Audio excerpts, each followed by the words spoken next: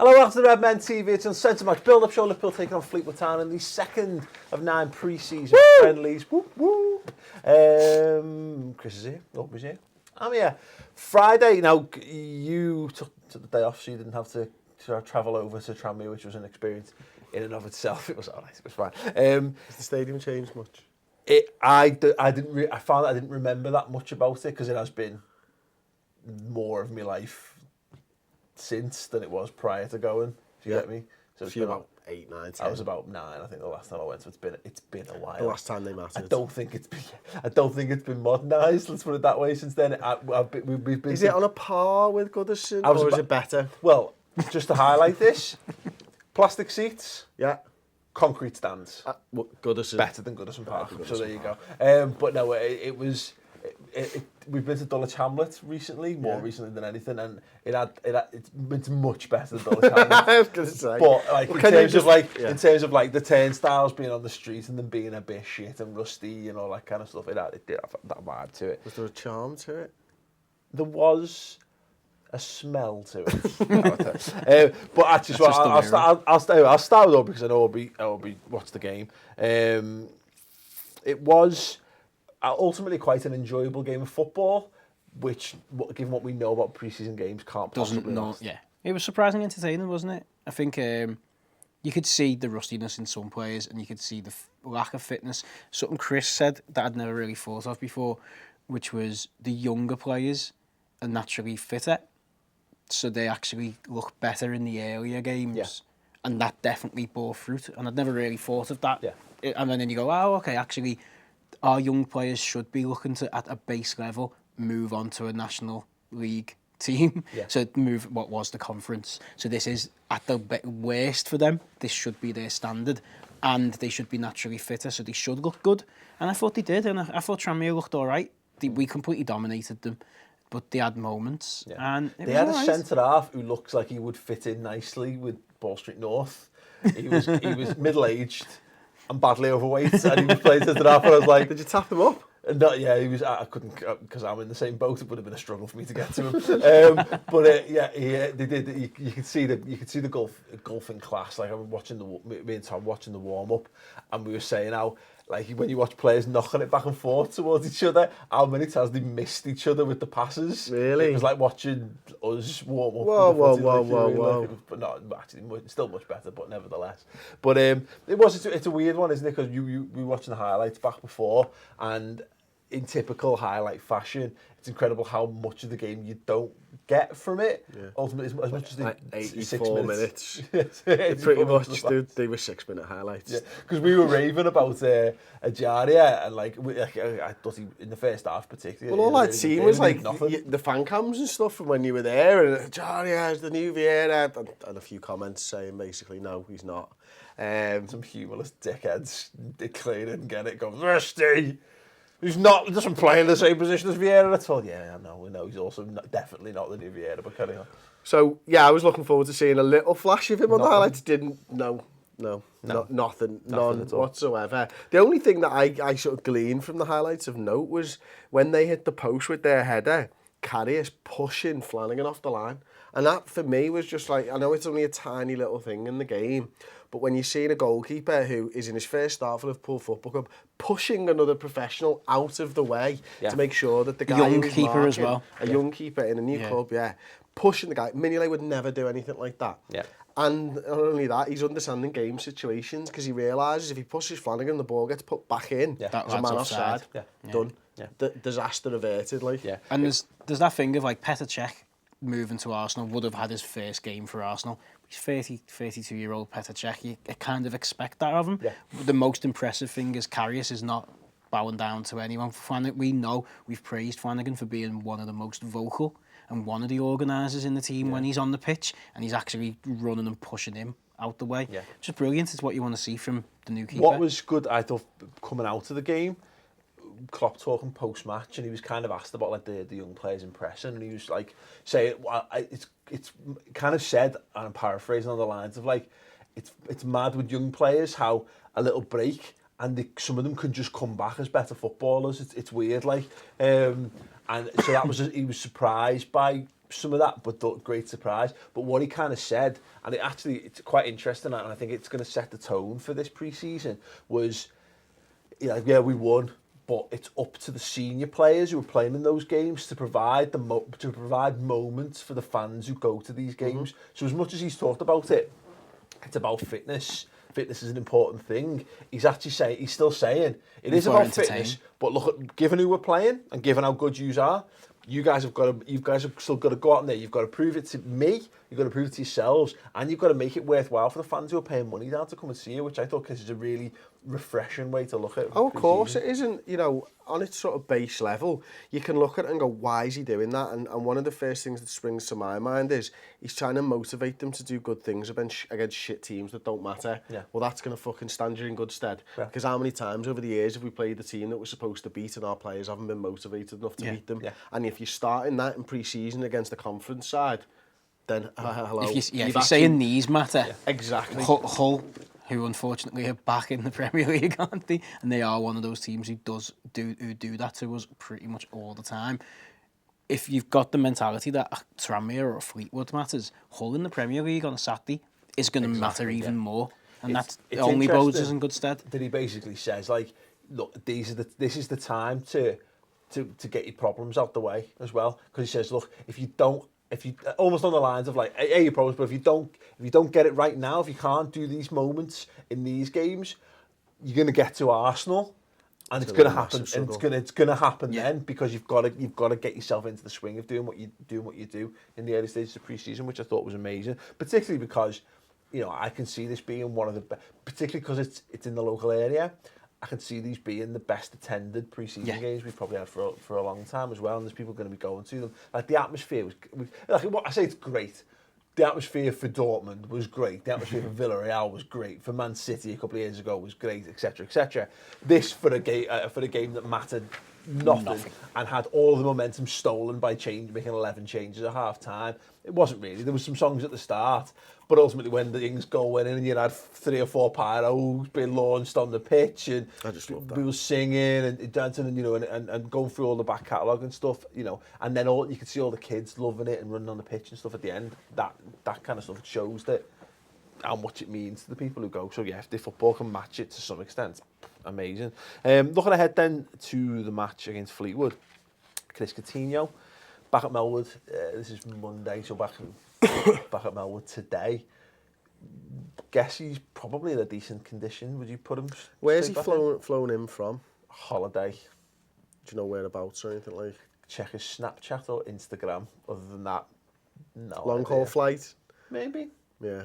I think. But he's been back in this morning, Monday morning, at whatever time they all get in, I guess. So he'll probably been back. Who knows? If he's not, but my point I'm trying to make is, if he's flown back in and got in at 2 o'clock on Monday morning, then he's a fucking dickhead because he started work at Monday morning or whatever. So you'd like to think as a professional, and come back Saturday night. He's probably been back Friday or Thursday or Tuesday or whatever. And look, he's got to go. For me, anyway, he's got to go straight back into that first half team, as it were. I mean, whether he's fit or not to do that, I'm not sure. But he's going to be in there eventually anyway. So come the end of pre-season, you're going to want him in there. You may as well get him in there as early as possible. Get him trying to... I said this and I got ripped for it on a couple of videos. A few of the comments were like, how many times has Chris said relationships this pre-season? But that's what it's about. Again, it's about building up a rapport with these players. I thought I was going to say it again. Yeah. Well, I never this time, you bastard. Keep your fucking fingers off your keyboard, you cunt. Sorry for calling you cunts as well.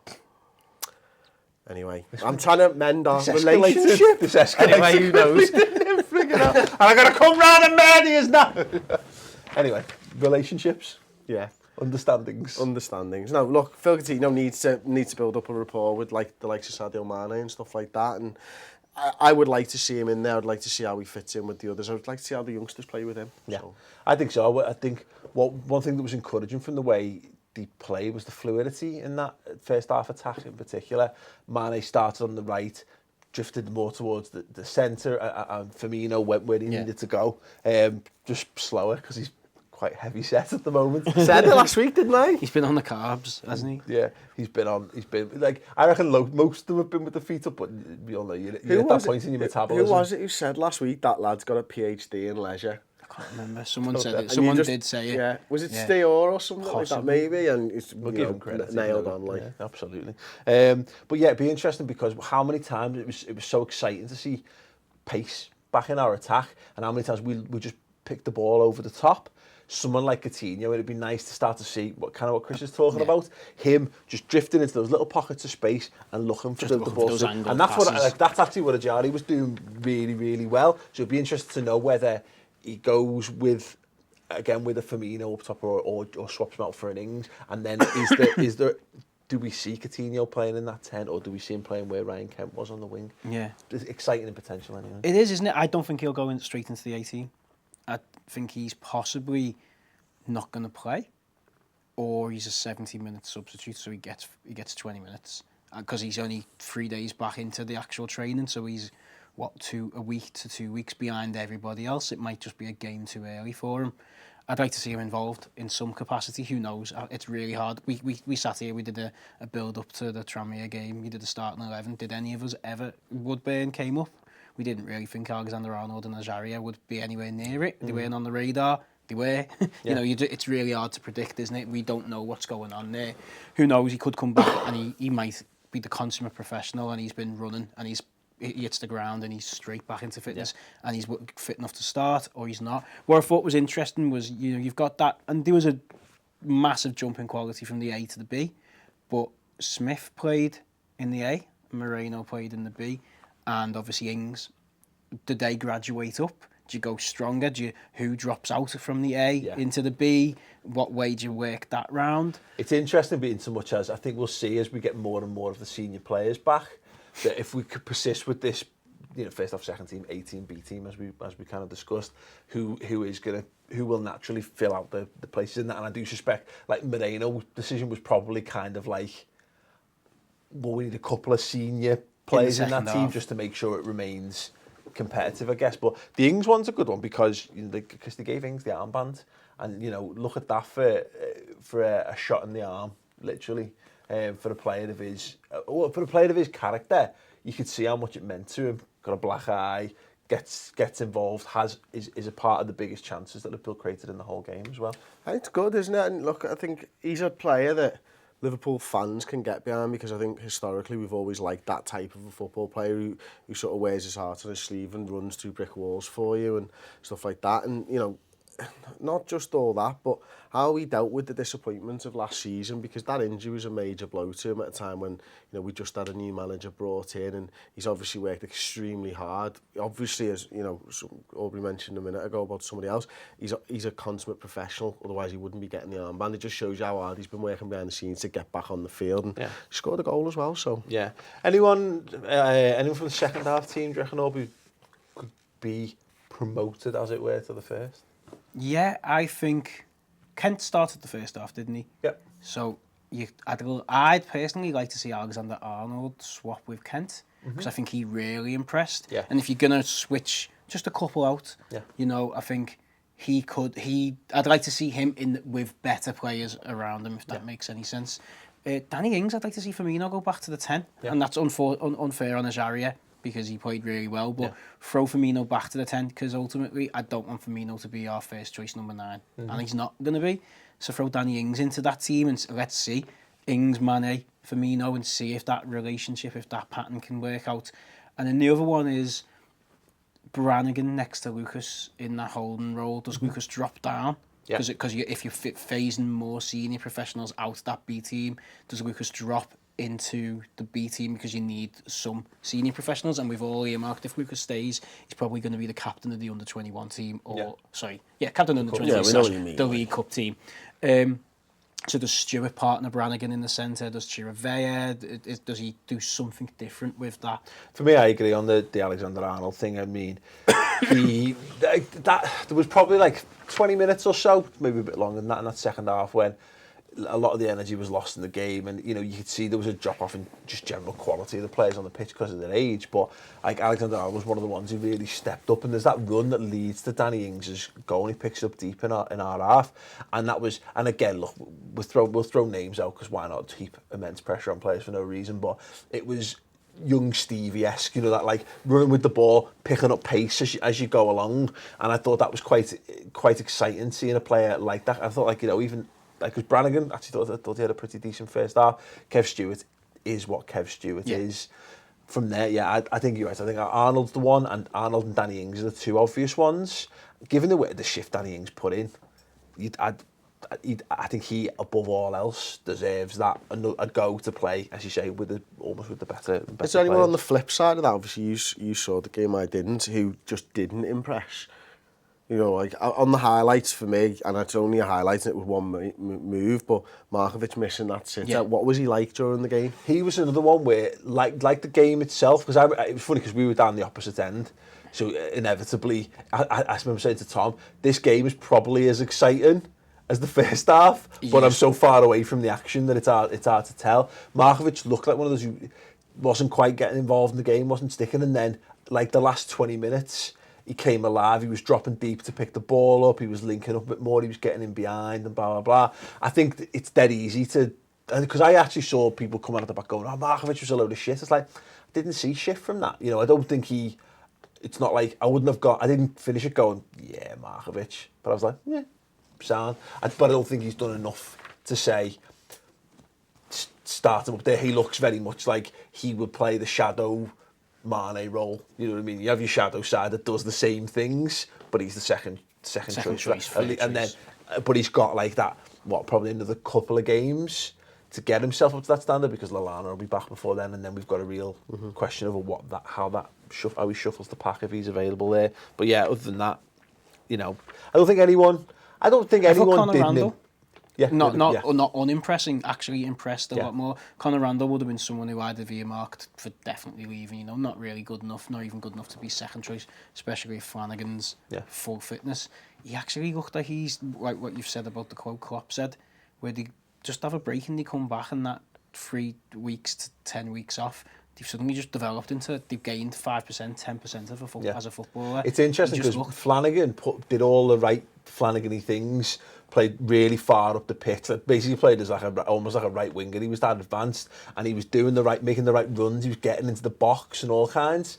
Now again, Randall wasn't that far advanced, but he just looked so much more solid. The amount of times Flanagan just ran out of puff, you know what I mean, by the time he got to where he needed to be and stuff. So yeah, no, it poses some interesting questions anyway. And again, you know, I guess we were discussing this notion of, is, you know, if you have got this almost A team and B team, is there a pecking order that we'll see people cross over? It's based on one match. It could just be a complete mix and mash, you know, when we see the game on Wednesday. But be interesting to see how Klopp does approach it anyway. So your thoughts on that, if you wouldn't mind, in the comments below. Score predictions, because why not? 1-0 Liverpool. Go ahead. 2-1. Sure. 2-0, one in each half. There we go. Leave us your thrilling score predictions in the comments below if you wouldn't mind. Chris will be doing the unenviable task once again of doing a start 11 prediction. Go and check that out as well. If you haven't done so, go and subscribe to the YouTube channel, and we'll be back here with more Liverpool content throughout the week and throughout the summer for the rest of your lives.